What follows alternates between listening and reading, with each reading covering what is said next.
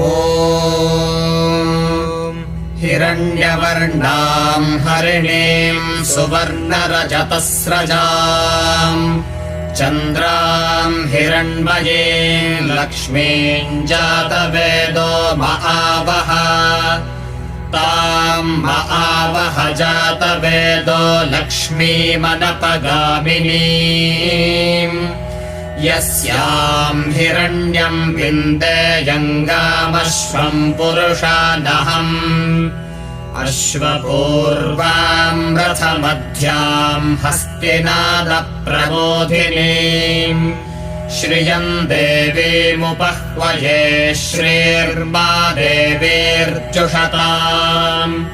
कांसोऽस्मिताम् हिरण्यप्राकारामार्द्राम् ज्वलन्तीम् तृप्ताम् तर्पयन्ते।